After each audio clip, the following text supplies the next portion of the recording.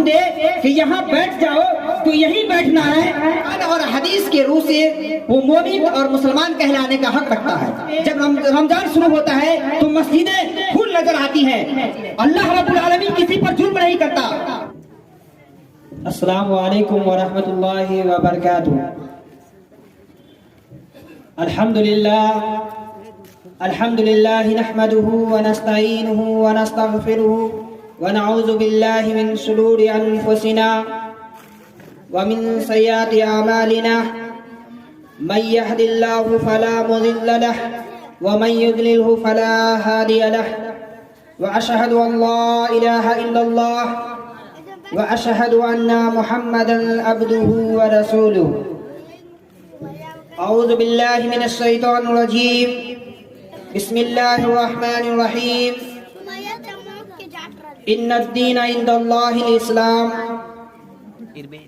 وقال اللہ تعالی کنتم خیر امۃ اخرجت للناس تعمرون بالمعروف وتنہون عن المنکر وتؤمنون باللہ۔ حاضرین مجلس، نوجوان اسلام، پردہ نشین خواتین اسلام، اسٹیج پہ جلوہ افروز علماء کرام، اللہ رب العالمین کا لاکھ لاکھ شکر و احسان ہے کہ اس نے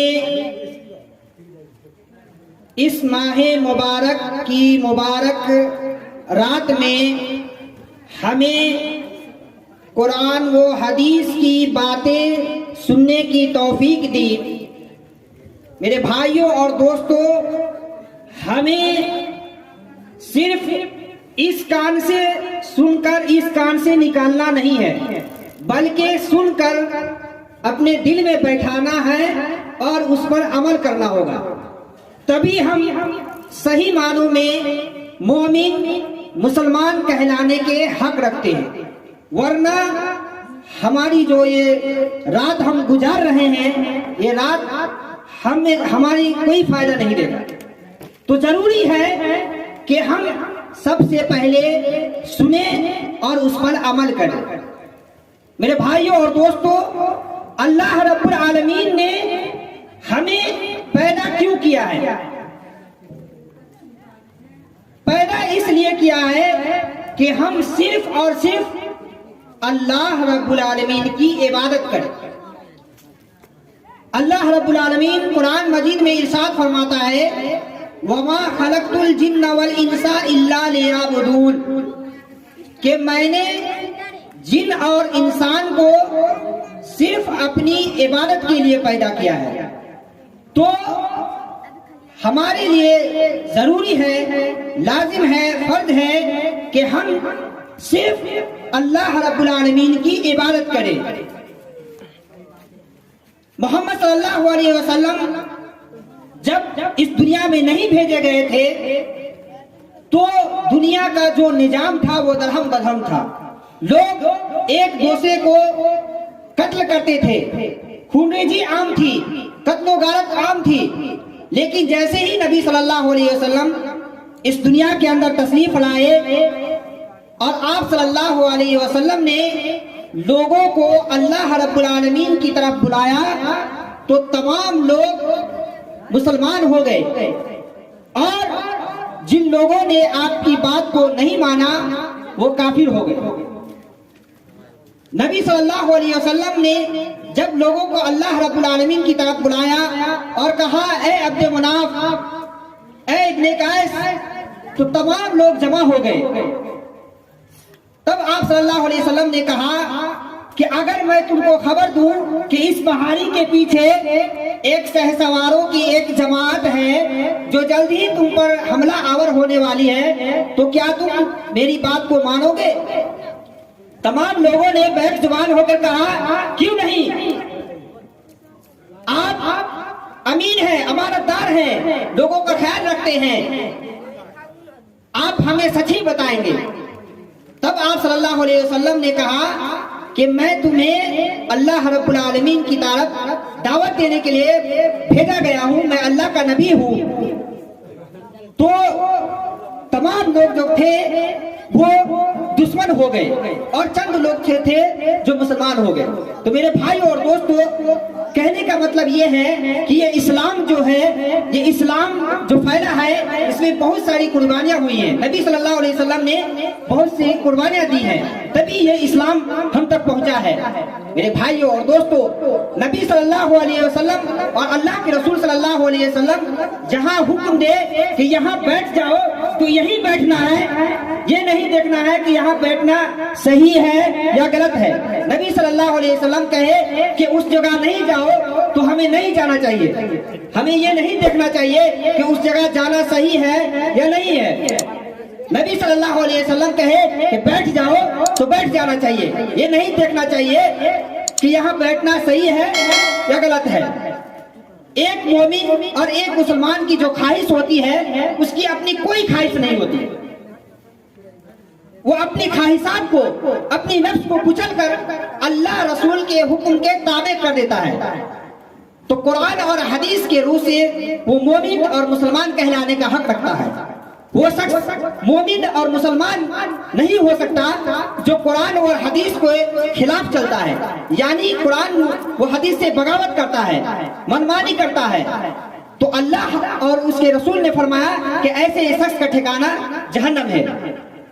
मेरे भाइयों और दोस्तों, ये जो रमजान का महीना चल रहा है, हमारे माशरे में जब रमजान शुरू होता है तो मस्जिदें फुल नजर आती हैं, सफेद फुल नजर आती हैं, और जैसे ही रमजान गुजरता चला जाता है, नमाजी भी घटते चले जाते हैं, सफेद भी घटते चली जाती है। ऐसा क्यों है? हमारे अंदर तकवा नहीं है। रमजान इसीलिए आता है, शहर रमजान अल्लज़ी उनज़िला फ़ीहिल कुरान हुदल लिन्नास व बय्यिनातिन मिनल हुदा वल फुरक़ान, कि रमजान इसीलिए आता है ताकि हमारे अंदर तकवा आ जाए, हम परहेजगार बन जाए, मुत्तकी बन जाए। लेकिन मेरे भाइयों और दोस्तों, बहुत ही अफसोस के साथ कहना पड़ता है कि हम जैसे ही रमजान शुरू होता है, मस्जिदें फुल नजर आती है, नमाजी फुल नजर आते हैं, लेकिन जैसे ही नमाजी रमजान गुजर जाता है, नमाजी भी गुजर जाते हैं। तो ऐसा नहीं होना चाहिए, बल्कि इस्लाम हमें अमन और शांति की तालीम देता है कि रमजान का जो रोजा आता है, इसमें हम अल्लाह रब्बुल आलमीन की इबादत करें, सबे कद्र जो आती है, ताकि हम इसमें ज्यादा से ज्यादा इबादत करें, दुआ करें। अभी जो सबे कद्र की रात है, हम अल्लाह रब्बुल आलमीन से दुआ करें कि अल्लाहुम्मा इन्नका अफ़ून तुहिब्बुल अफ़्वा फ़अफ़ू अन्नी, ज्यादा से ज्यादा अपने जुबान पर इसका विर्द करते रहें। मेरे भाई और दोस्तों, मैं चंद इस्लाम की जो जिंदगी, जो खुशगवार जो जिंदगी होती है, वो चंद उसूल मैं आप लोगों के सामने बयान करना चाहता हूँ। मेरे भाई और दोस्तों, इस दुनिया में बहुत सारे मज़ाहिब पाए जाते हैं और तमाम लोगों की ख्वाहिश जो है वो यही है कि हम खुशगवार जिंदगी कैसे गुजारें, हम इस दुनिया में रहकर अमन और शांति के साथ कैसे रहें। एक काफिर जो अल्लाह रब्बुल आलमीन की इबादत नहीं करता है, अल्लाह रब्बुल आलमीन की नाफरमानी करता है, लेकिन उनकी भी ख्वाहिश होती है कि हम खुशगवार जिंदगी गुजारें। एक ताजिर जो दिन भर अपनी दुकान को चलाता है और बहुत सारे काम करता है, उनकी भी ख्वाहिश होती है कि हम खुशगवार जिंदगी गुजारें। एक मोमिन, एक मुसलमान अल्लाह रब्बुल आलमीन की इबादत करता है, अल्लाह रब्बुल आलमीन से मांगता है, दुआ करता है, उनकी भी ख्वाहिश होती है कि हम खुशगवार जिंदगी गुजारे, इस दुनिया में अमन और चैन के साथ रहे। तो मेरे भाई और दोस्तों, वो कौन सी चीज है जिसके इख्तियार करने से, जिसके अपनाने से हम खुशगवार जिंदगी गुजार सकते हैं? तो मेरे भाई और दोस्तों, इस्लाम ही वो वाहिद मजहब है जिसमें हम चलकर अमन व चैन के साथ जिंदगी गुजार सकते हैं। सबसे पहली जो चीज है वो है ईमान और अमल, यानी हमें सबसे पहले ईमान लाना होगा, यानी कलमा शहादत का इकरार करना होगा। अगर हम कलमा शहादत के इकरार करेंगे तो हम दायरे इस्लाम में दाखिल हो जाएंगे, और जब हम दायरे इस्लाम में दाखिल होंगे तो हम अल्लाह रब्बुल आलमीन की इबादत करेंगे, उसके सामने सजदा रेज होंगे اور جو اللہ رب العالمین نے ہمیں جو احکام بتلائے ہیں، نبی صلی اللہ علیہ وسلم نے ہمیں جو حدیث کے ذریعے باتیں بتلائی ہیں، اس پر ہم عمل کریں گے تبھی ہم چین و سکون کے ساتھ زندگی گزار سکتے ہیں۔ تو میرے بھائی اور دوستو، سب سے پہلی چیز جو ہے وہ ہے ایمان و عمل، یعنی ہمیں ایمان لانا ہوگا کہ اللہ رب العالمین ایک ہے، وہی مارتا ہے، وہی جلاتا ہے، وہی کھلاتا ہے، وہی پلاتا ہے، یعنی زندگی کے ہر شے میں، ہر چیز میں ہمیں اللہ رب العالمین پر ایمان لانا ہوگا کہ اللہ رب العالمین نے سورج کو بنایا، اللہ رب العالمین نے چاند کو بنایا۔ اسی طرح ہمیں عمل کرنا ہوگا۔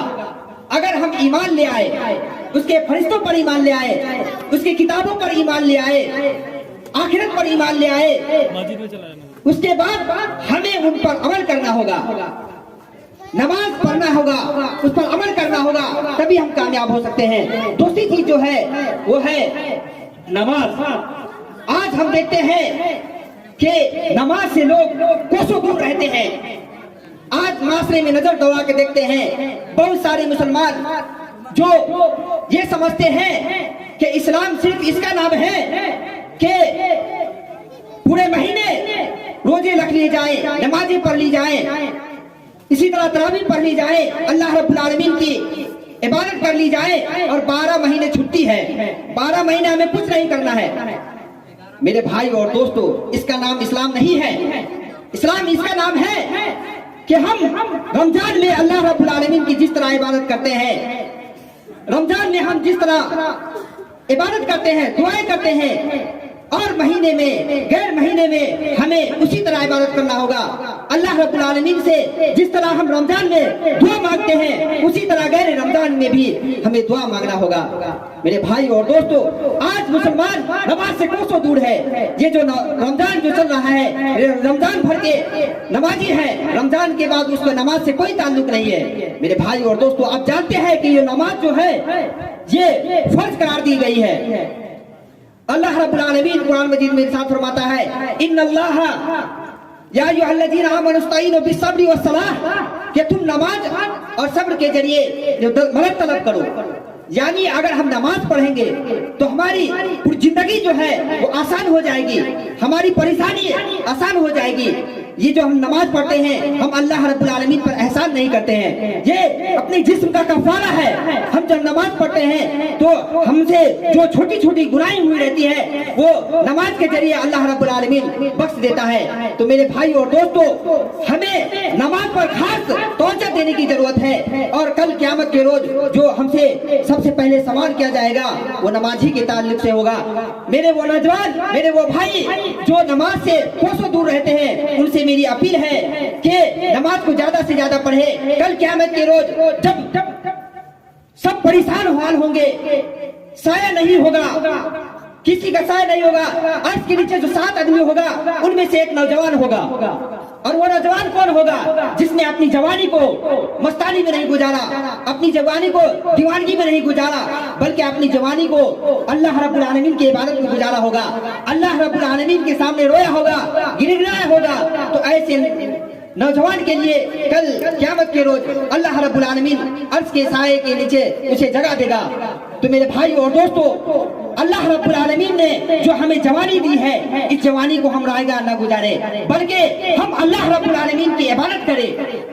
جانتے ہیں کہ جوان ہے، ہمارے اندر خون ہے، ہمارے اندر جذبہ ہے، ہم کچھ کر سکتے ہیں، ہمارے اندر کچھ کر گزرنے کی طاقت ہے، لیکن میرے بھائی اور دوستو، اس جوانی کو ہم اللہ رب العالمین کی عبادت میں گزارے، تبھی ہم صحیح معنوں میں نوجوان کہلانے کے حق رکھتے ہیں۔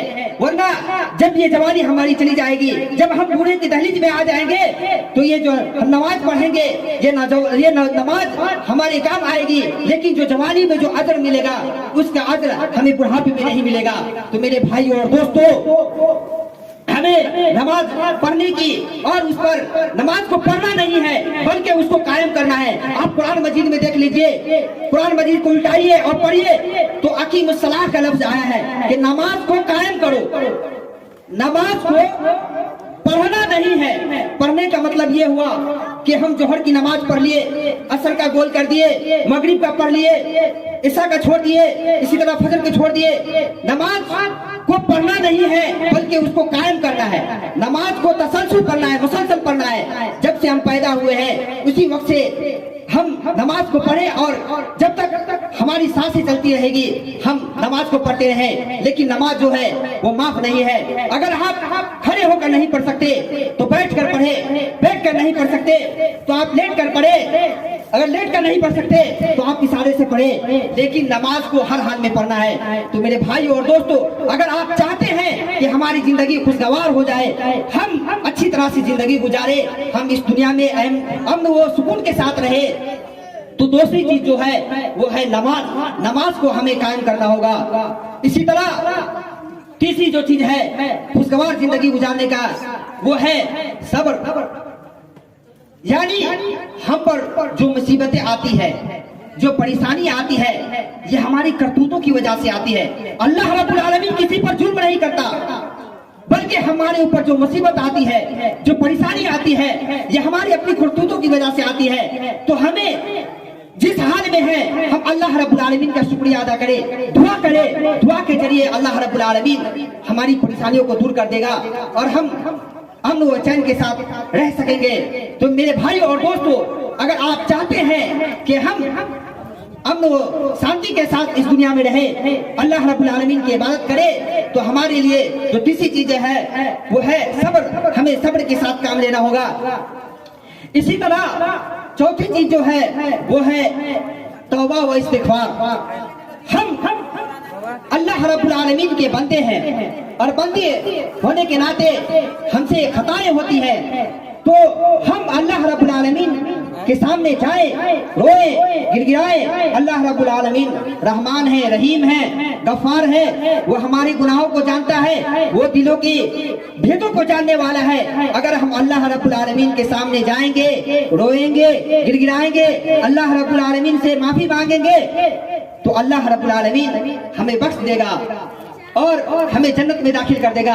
تو میرے بھائی اور دوستو, ہمیں توبہ و استغفار کرنے کی ضرورت ہے. ہم اپنے زبان پر الحمدللہ, اللہ اکبر, سبحان اللہ, الحمدللہ, لا الہ الا انت سبحانک انی کنت من الظالمین کا ورد کرتے رہیں اور اپنی معافی تلافی کراتے رہیں, تبھی ہم کامیاب ہو سکتے ہیں. اگر آپ چاہتے ہیں کہ ہماری زندگی میں خوشگوار زندگی گزرے, ہم چین و سکون کے ساتھ رہے, تو چوتھی جو چیز ہے وہ ہے توبہ و استغفار. ہمیں توبہ و استغفار کرنا ہوگا.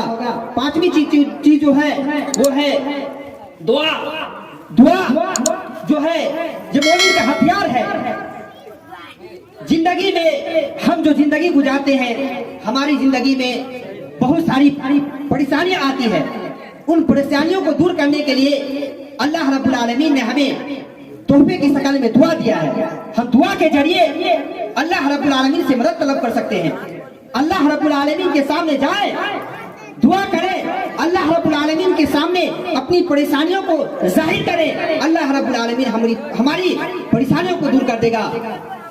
تو میرے لیے, میرے بھائیوں اور دوستوں, ہمارے لیے جو ضروری ہے کہ اگر ہم چین و سکون کے ساتھ رہے تو ہمیں دعا کرنی ہوگی.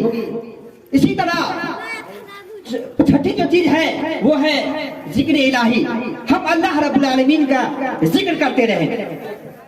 اگر آپ چاہتے ہیں کہ ہم خوشگوار زندگی گزارے تو ہمارے لیے ضروری ہے کہ ہم اللہ رب العالمین کا ذکر کرتے رہیں. یہ نہیں کہ آپ نماز پڑھیں تو آپ کو نماز ہی پڑھنا ہے, آپ اللہ اللہ کرتے رہیں, الحمدللہ کرتے رہیں. نہیں میرے بھائی اور دوستو, آپ کو ذکر بھی کرنا ہے اور دنیا کا کام بھی کرنا ہے. اللہ رب العالمین نے جو ہم پہ حقوق دیے ہیں, ماں باپ کے حقوق ہیں, میاں بیوی کے حقوق ہیں, بھائی بہن کے حقوق ہیں, اسی طرح اور جتنے بھی حقوق ہیں ہمیں اس کو بھی کرنا ہوگا. ذکر الہی, ہمیں اللہ رب العالمین کا ذکر بھی کرنا ہوگا اور دنیا کے کام بھی کرنا ہوگا. تو میرے بھائی اور دوستو, اگر آپ چاہتے ہیں کہ ہم اس دنیا میں رہ کر امن و سکون کے ساتھ رہے, زندگی بسر کریں, تو ہمیں ذکر الہی, ہمیں اللہ رب العالمین کی عبادت کرنی ہوگی, تبھی ہم کامیاب ہو سکتے ہیں. اسی طرح ساتویں جو چیز ہے وہ ہے بھروسہ, توکل. یعنی ہم اللہ رب العالمین پر بھروسہ کریں. آپ کو وہ واقعہ یاد ہوگا کہ جب نبی صلی اللہ علیہ وسلم کہیں سفر میں جا رہے تھے آپ کے صحابی آپ کے ساتھ تھے، آپ کے صحابی کوسوں دور چلے گئے، اوجھل ہو گئے آنکھوں سے۔ آپ صلی اللہ علیہ وسلم ایک درخت کے سائے میں آئے اور اپنی تلوار کو نکال کر بیان کو لٹکا دیا، درخت پہ لٹکا دیا۔ اسی وقت ایک کافر آیا اور آپ کی تلوار کو اٹھا کر آپ کے سامنے کھڑا ہو گیا اور کہا اے محمد صلی اللہ علیہ وسلم بتلائیے کہ آپ کو مجھ سے کون بچائے گا۔ اس وقت آپ صلی اللہ علیہ وسلم نے یہی کہا تھا کہ اللہ، یہ سننا ہی تھا کہ وہ کافر تھر تھر کانپنے لگا، کب کبھی تعریف ہو گئی اللہ رب العالمین کا نام سنتے ہی، اور خسارت کرنے لگا کہ نبی صلی اللہ علیہ وسلم آپ اللہ کے نبی ہیں، آپ یتیموں کی خبر گیری کرتے ہیں، بھلائی کا حکم دیتے ہیں، آپ مجھے بخش دیں گے۔ تو میرے بھائی اور دوستو، ہمیں اللہ رب العالمین پر بھروسہ کرنا ہوگا۔ ہمارے ساتھ جو بھی ہو رہا ہے، ہم جس حال میں ہیں، ہم اتنا سوچے کہ ہمارے ساتھ جو ہو رہا ہے یہ تقدیر میں لکھا جا چکا ہے، اسی وجہ سے ہو رہا ہے۔ ہم اللہ رب العالمین سے دعا کریں کہ ہم زیادہ سے زیادہ نماز پڑھیں، زیادہ سے زیادہ صدقہ و خیرات کریں۔ آج جو صدقہ و خیرات دینے کے دن ہے، آج ہم دل کھول کر اللہ رب العالمین کے سامنے صدقہ و خیرات دے، 5 روپیہ دے، 10 روپیہ دے، لیکن خلوص و للہیت کے ساتھ دے۔ میرے بھائی اور دوستو، ایک چیز میں یہ بتلانا چاہتا ہوں کہ آپ کوئی بھی عمل کریں، بس اس میں خلوص ہونی چاہیے، دکھاوا نہیں ہونا چاہیے۔ آپ نماز پڑھیں تو صرف اللہ کے لیے پڑھیں، آپ قربانی کریں تو صرف اللہ کے لیے کریں، آپ روپیہ پیسہ دیں تو صرف اللہ کے لیے دیں۔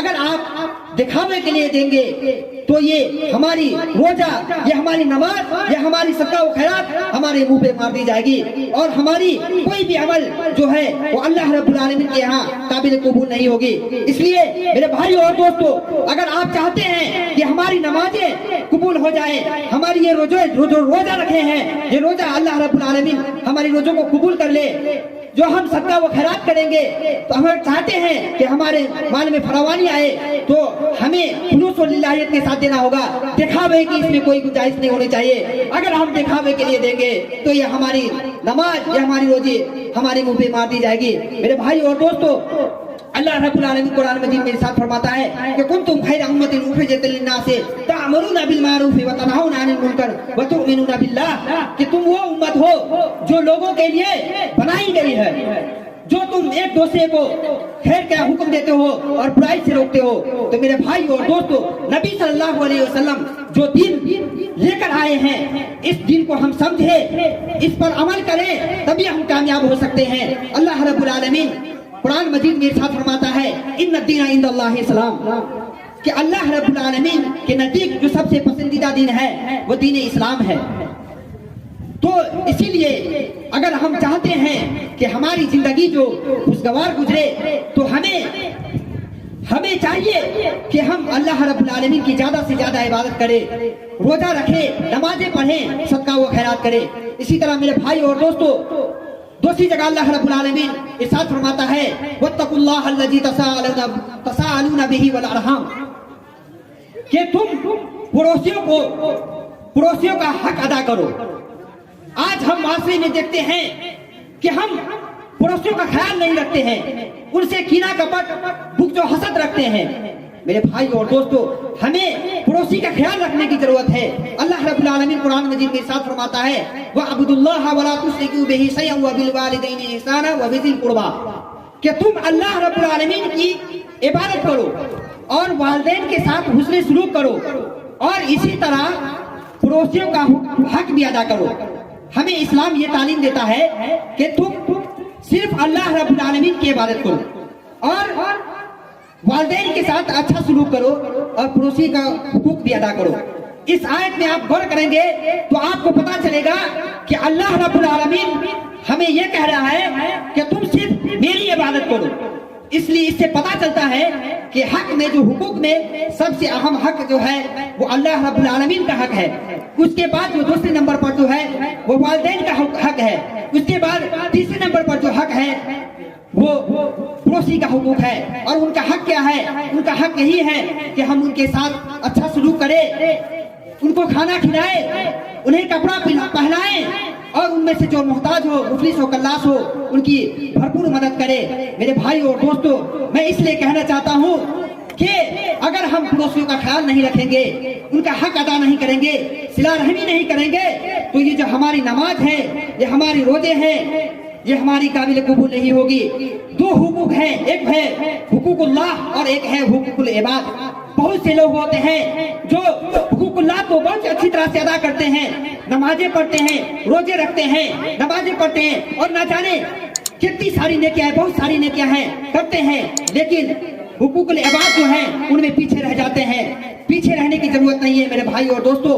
हमें हुकूकुल्लाह के साथ साथ हुकूकुल इबाद है, जो बंदे के हुकूक हैं, उनको भी अदा करने की जरूरत है। तभी हम सही मानों में मोमिन और मुसलमान कहलाने के हक रखते हैं। आखिर में मैं ज्यादा कुछ ना कहते हुए अल्लाह रब्बुल आलमीन से दुआ करता हूँ कि अल्लाह तू हमें इस्लाम की सही समझ करने की तौफीक अता फरमा। या अल्लाह हमें से जो भाई इस दुनिया से चले गए हैं मौला, उनकी कब्रों को तू नूर से भर दे मौला।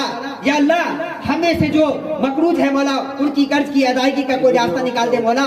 या अल्लाह हमें तू हर परेशानी से, हर मुसीबत से महफूज रख। या अल्लाह आज जो इस मुबारक महफिल में जो भी